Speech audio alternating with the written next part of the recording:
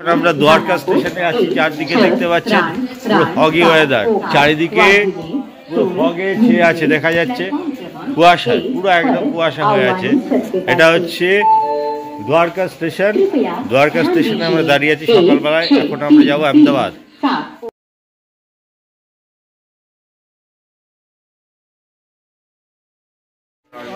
कृपया ध्यान दीजिए 1633 ओखा एर्नाकुलम एक्सप्रेस अपने निर्धारित समय पर चल रही है। इसकी यहाँ 7:16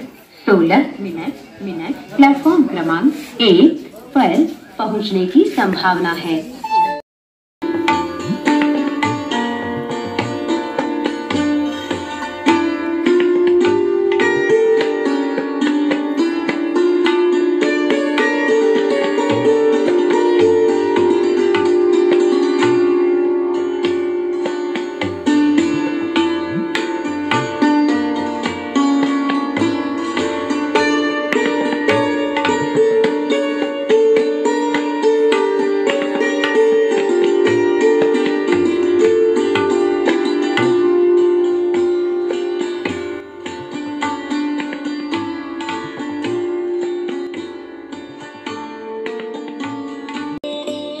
এখন আমরা এসেছি আহমেদাবাদের স্বামীনারায়ণ টেম্পলে।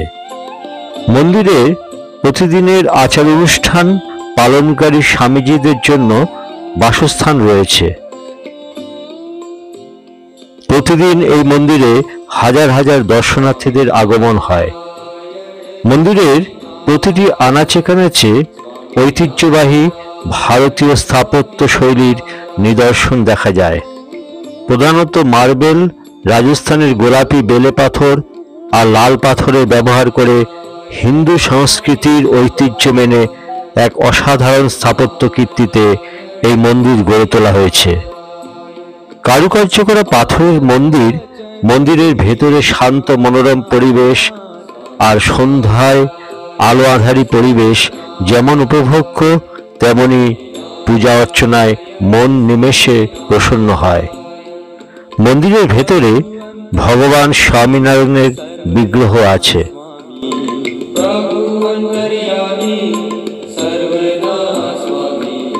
प्रभु अंतर्यामी सर्वदा स्वामी, प्रभु अंतर्यामी सर्वदा स्वामी, कृपा करो घनश्याम, स्वामी नारायण स्वामी नारायण, स्वामी नारायण स्वामी नारायण।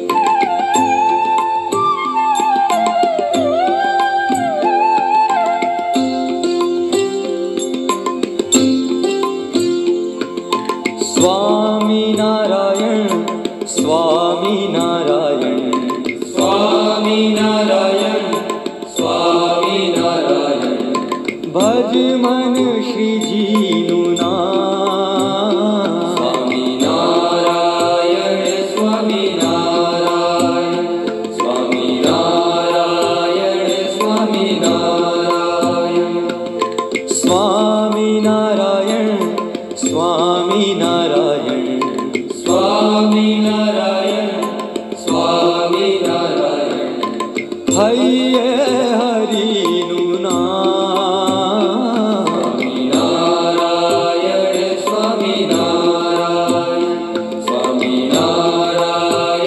स्वामी नारायण स्वामी नारायण।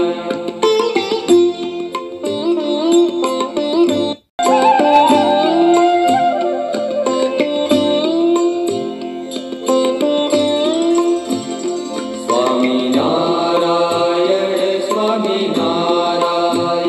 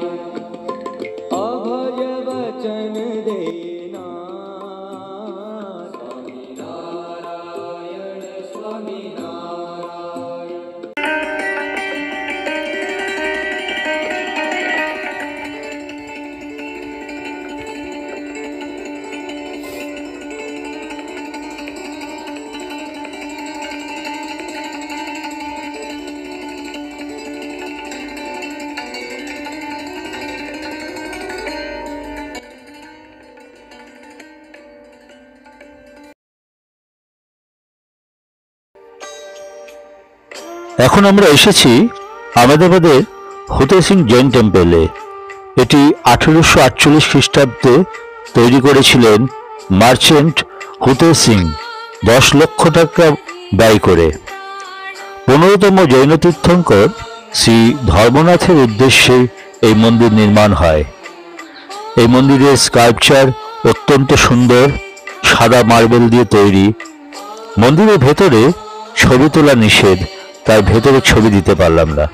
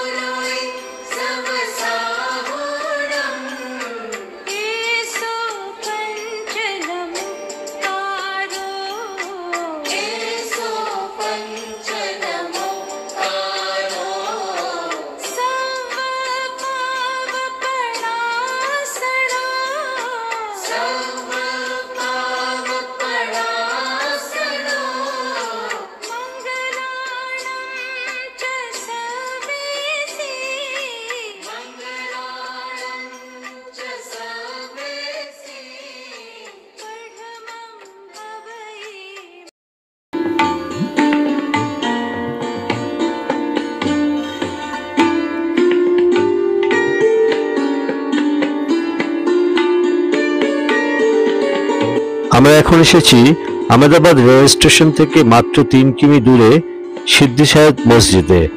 সিদ্ধি সাইয়দ মসজিদটি নির্মাণ হয় 1572 খ্রিস্টাব্দে।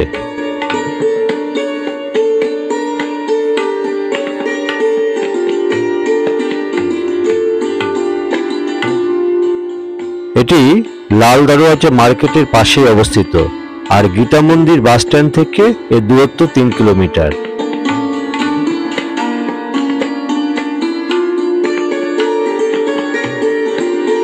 সিদ্ধি সাইয়দ মসজিদের মেইন নিদর্শন হচ্ছে পাথর কেটে তৈরি নকশা, সেটা বেশ দেখার মতন। এই নকশা যেটা কাগজে আঁকাটাই যেখানে মুশকিল, সেটা পাথর কেটে খুব সুন্দর গাছ বানানো রয়েছে আমরা দেখতে পাচ্ছি। মানে ভাবাই যায় না এত সুন্দর নিদর্শন পাথর কেটে তৈরি করা আমরা চোখের সামনে দেখতে পাচ্ছি।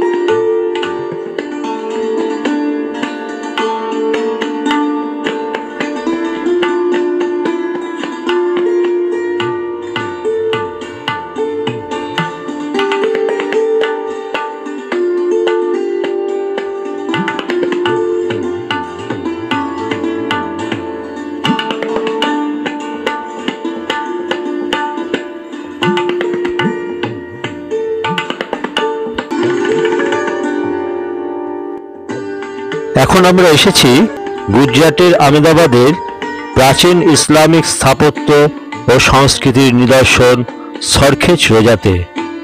সুফি ধর্মগুরু শেখ আহমেদগঞ্জ বক্সের স্মৃতির উদ্দেশ্যে এই সরখেজ রোজা তৈরি হয়েছিল।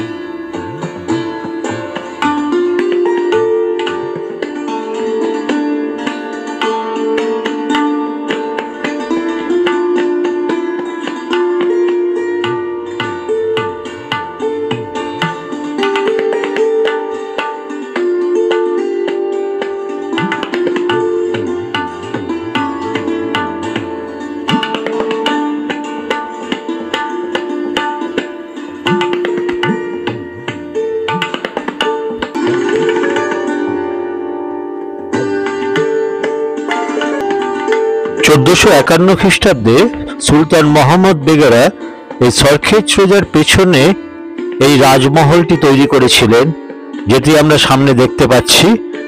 আর পাশেই এই রানী মহলটি তৈরি করেছিলেন, যা আজ শুধুই ধ্বংসস্তূপে পরিণত হয়েছে। আর সামনে একটি দিঘি ছিল, যা আজ শুকিয়ে গিয়ে ইতিহাসের সাক্ষী হয়ে আছে।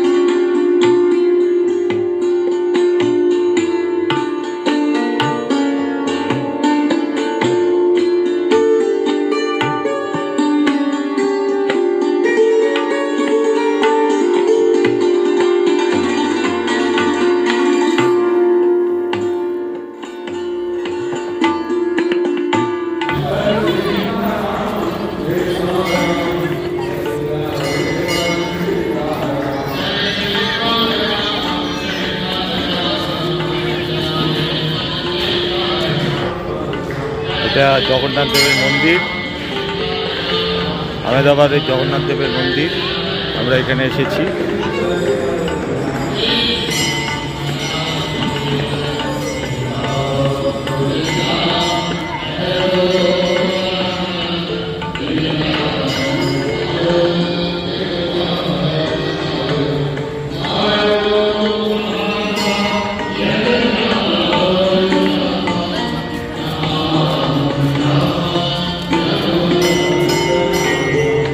এখন আমরা এসেছি আহমেদাবাদের সেই বিখ্যাত কাঁকরিয়া লেকে। এই লেক সোমবার বন্ধ থাকে আর বাকি সব দিনই খোলা থাকে। শিশু এবং বয়স্কদের জন্য কোনো এন্ট্রি ফি লাগে না, আর বড়দের জন্য 25 টাকা আর ছোটদের জন্য 10 টাকা এন্ট্রি ফি লাগে।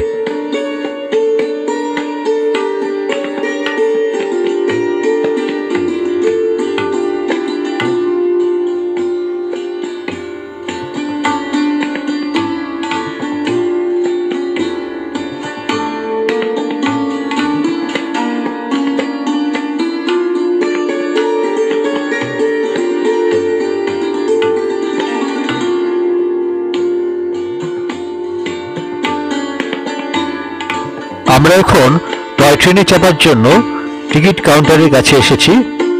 এখানে বড়দের টিকিটের ফেয়ার লাগে 30 রুপিস আর ছোটদের 12 রুপিস।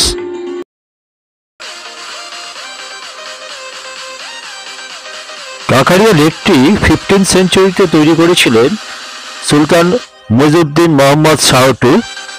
এখানে সুবিশাল একটি গোলাকার দিঘিকে ঘিরে চারিদিকে বিভিন্ন রকমের অ্যামিউজমেন্ট আছে, পার্ক, বাগান, দিঘিকে ঘিরে টয় ট্রেন চলছে।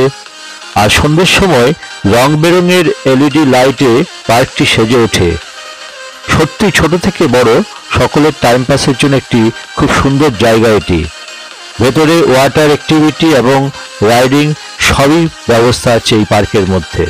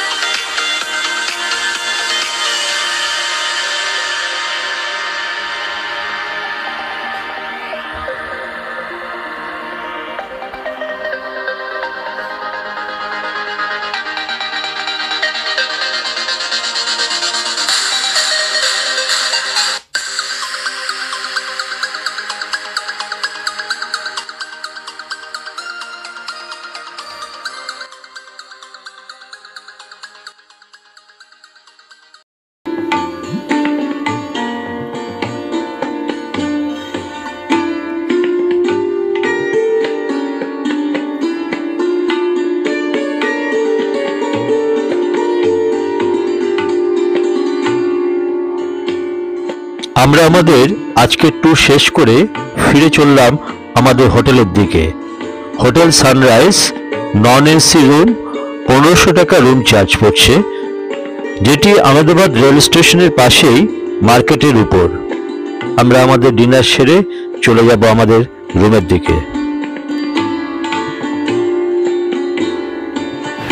অর্ডার দিলাম দরবুজি, মাটন পনির, চানা মশলা আর আমার একটা মাঞ্চুরিয়ান। এক পিস রুটি,